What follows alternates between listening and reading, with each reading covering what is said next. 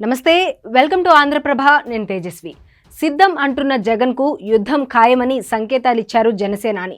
ఇన్ని సీట్లేనా అని రెచ్చగొడుతున్న వైసీపీ వారికి వామ నుండి ఉదాహరణ చెప్పి తొక్కి పడేయబోతున్నామని భవిష్యత్ చెప్పారు.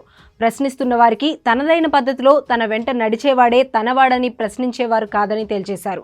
పవన్ కళ్యాణ్ సుదీర్ఘంగా ప్రసంగించినా ఎక్కడా మాట పల్లుపోలేదు. సూటిగా స్పష్టంగా తన సందేశాన్ని క్లియర్గా అన్ని వర్గాలకు తెలిపారు. తాడేపల్లిగూడెం సభలో అటు జగన్కు ఇటు ప్రజలకు మరోవైపు సొంత పార్టీ నేతలకు స్పష్టంగా సందేశం ఇచ్చారు జనసేన అధినేత పవన్ కళ్యాణ్. సాధారణంగా పవన్ ప్రసంగంలో జంప్స్ ఉంటాయి. ఓ అంశంపై మాట్లాడుతున్నప్పుడు సడన్ గా మరో అంశం వైపు వెళ్తారు. కానీ ఈ సభలో అలా జరగలేదు. ఓ ఫ్లోలో స్టార్ట్ చేసి తాను చెప్పాలనుకున్నది చాలా క్లియర్ గా చెప్పారు. జగన్ కు యుద్ధం ఇవ్వడం ఖాయమని రెడీగా ఉండాలన్నారు.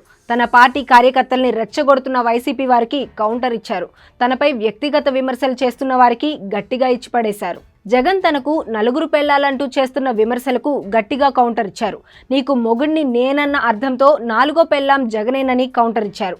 తక్కువ సీట్లు అంటూ విమర్శలు చేస్తూ జనసేనానికి సలహాలు ఇచ్చేందుకు ప్రయత్నిస్తున్న వారిని కట్ చేసి పడేశారు. సలహాలు ఇవ్వొద్దని, తన వెంట నడవాలని సూచించారు. 10 ఏళ్లుగా అవమానాలు పడుతూ రాజకీయాలు చేస్తున్నానన్నారు. తాను ఏం చేయాలో ఏం చేయకూడదో స్పష్టత ఉందన్నారు. తనకు ప్రశ్నించకుండా తనతో పాటు నడిచేవారే తనవారని తెలిసి చెప్పారు. దీంతో సొంత పార్టీలో ఉండే జగనన్నకు ఓటు బ్యాచ్ కి గట్టి స్ట్రోక్ ఇచ్చినట్లయింది. సంబంధించినంత వరకు పవన్ కళ్యాణ్ అంటే 3 పెళ్లిళ్ళు 2 విడాకులు.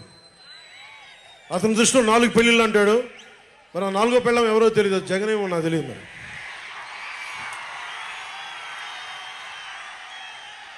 నాకు ఇదే విసుగొస్తుంది. జగన్ లేని 4వ పెళ్ళవుతే నువ్వేరా.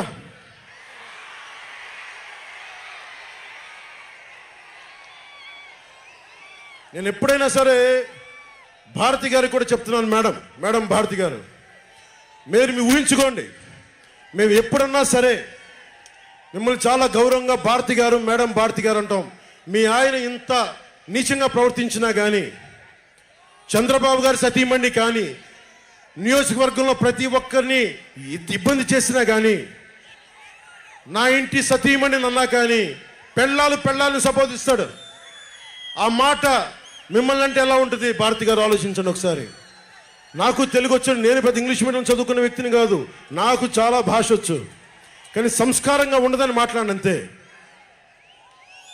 జగన్, నీకు సంబంధించినంత వరకు నేను 3 పెళ్లిళ్ళు 2 విడాకులు.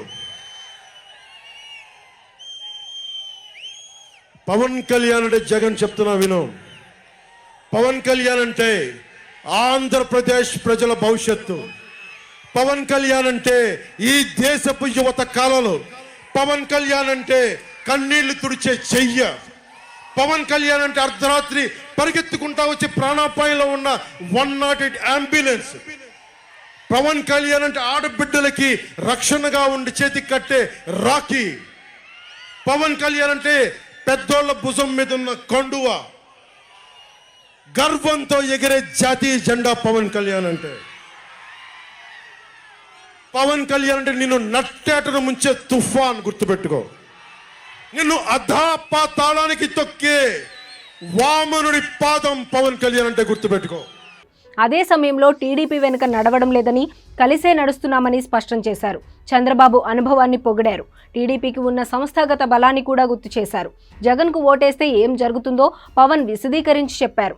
రాష్ట్రాన్ని కాపాడుకోవాల్సిన అవసరాన్ని విడమర్చి చెప్పారు. మొత్తంగా పవన్ కళ్యాణ్ స్పీచ్ సెటిల్డ్గా క్లియర్గా సాగింది. పవన్ నుంచి ఈ రకమైన ప్రసంగాలు వస్తే ప్రజల్లోనూ ఆయనపై ఉన్న సందేహాలు పటాపంచలవుతాయన్న అభిప్రాయం ఏర్పడింది.